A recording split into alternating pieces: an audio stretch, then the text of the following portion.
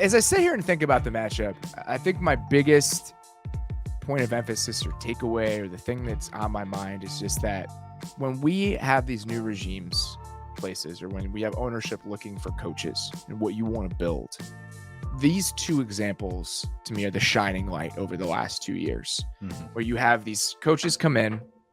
There's a lot of similarities between the two. Okay. Brian Daboll, play calling head coach, or was an offensive play caller, was an offensive coordinator. That's how he made his money. He comes in and he says, you know what? I'm going to give play calling off. I'm going to be somebody who oversees the entire building, who does the head coaching stuff. I'm going to let Mike Kafka call this. Very similar to what happened with the Eagles. It didn't happen at the start of Nick Sirianni's first season, but they eventually came to that conclusion 6 weeks into year one, gave it to Shane Steichen, and I think it has made a world of difference. Wonderful sense. And what we talked about this with the Giants when we were talking about Brian Daboll as potentially the coach of the year on our award show.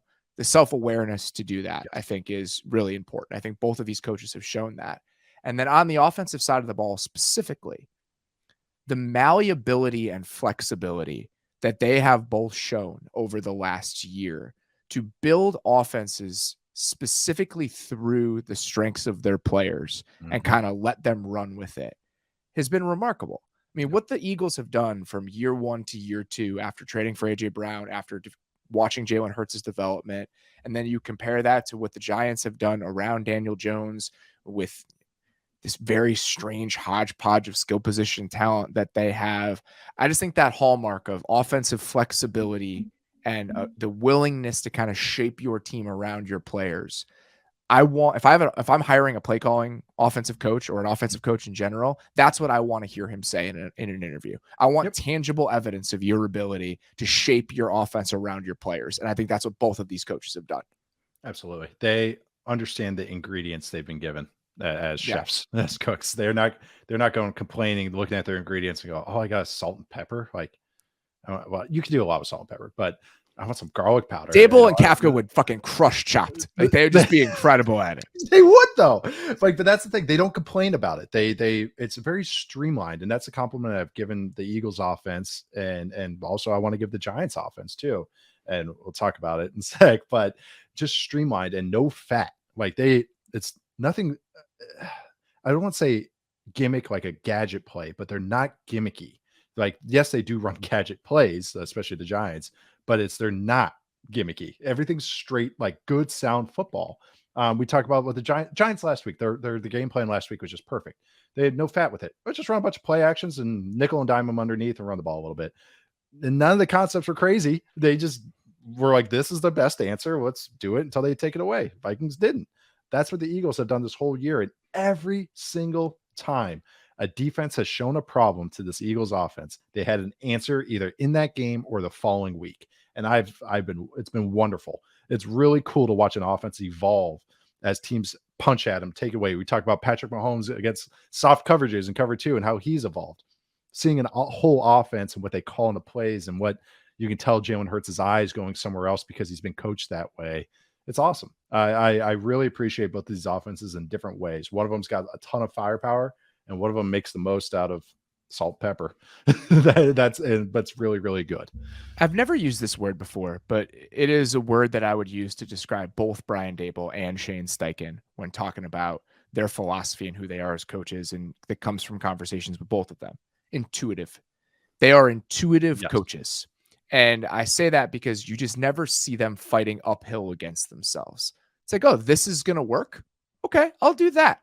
And they're never trying to outsmart themselves. It's a simple presentation. It's a simple conclusion to a complex question very often for them.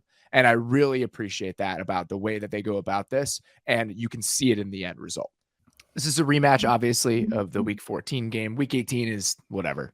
Giants didn't play half their guys, and the Eagles clearly knew that they didn't have to get much to get there. Weird rewatch game, by the way. I watched 4 plays, and then I saw who the Giants had on defense. I was like, nope, I'm out. I'll see you guys later.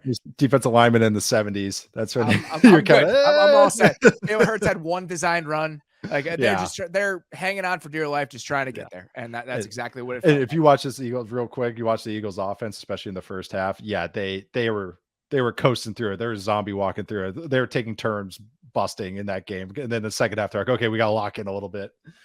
So obviously, let me 5, 4, 3. So the week 14 game is the most applicable one in some ways, right? So the Eagles blow them out 48-22. You think, okay, why is this going to be different now that the game matters again? And here's where I would start that argument. This is the best Giants team, the best version of this Giants team, I think, that we've seen all season right now. And that's what's funny about the Giants, is that there were times in the first half of the year where I didn't think they were dangerous.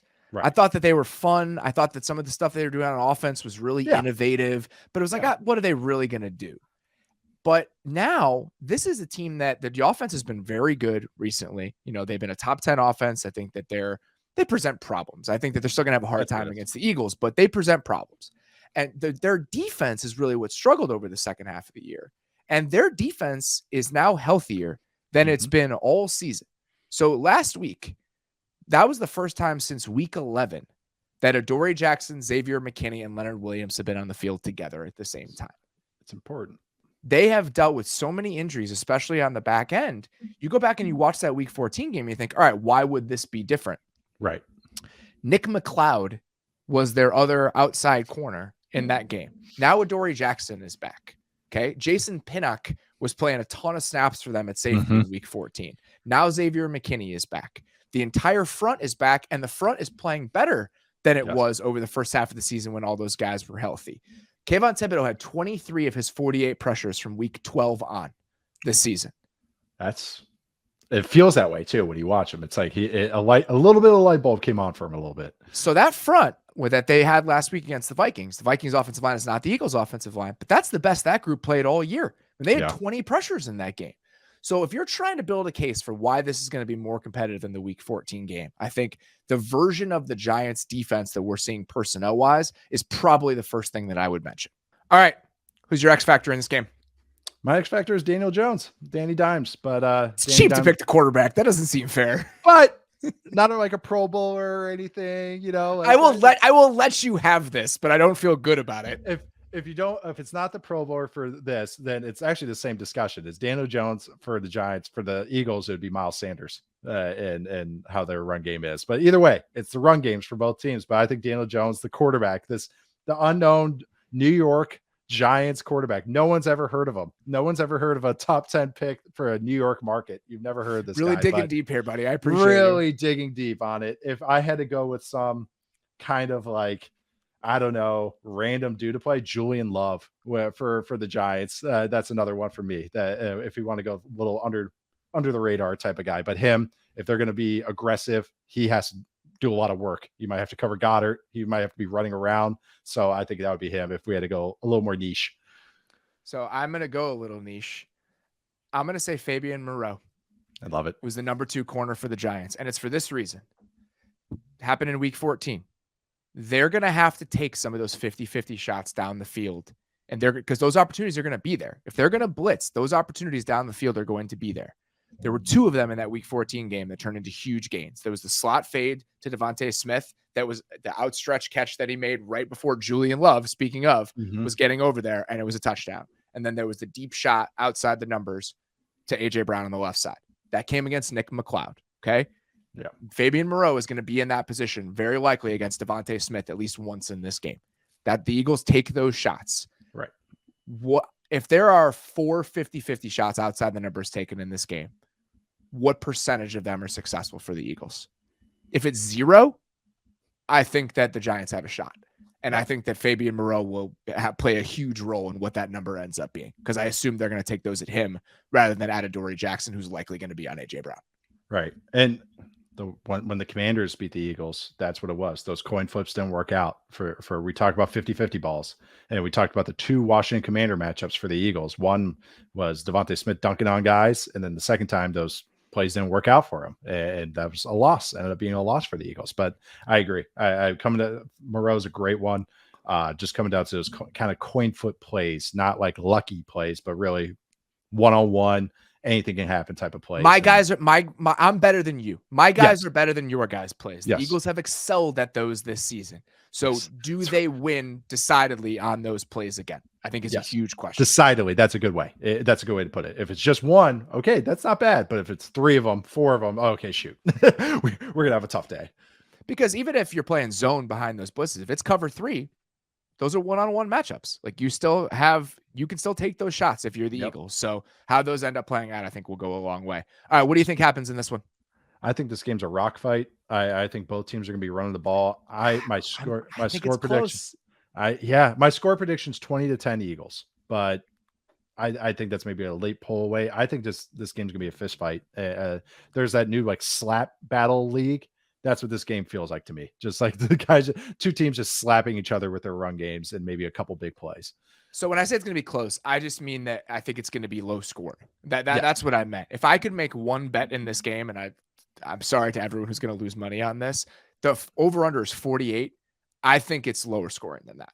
I think that both of these teams have stretches where they struggle to move the ball a little bit. I think that the Giants defense, again, is the best version of the Giants defense that we've seen in terms of personnel the entire season. I don't think that's an overstatement. So I think the Eagles still win. I think the Eagles just are the most talented team in the NFC, top to bottom, probably when you look at all 22 spots. I think that they've been really good all year. It's easy to forget that when they've had some late season struggles, but this team ran roughshod over most of the conference for most of the season. And I think that they still win this game, but I do think it's lower scoring than that over-under might indicate.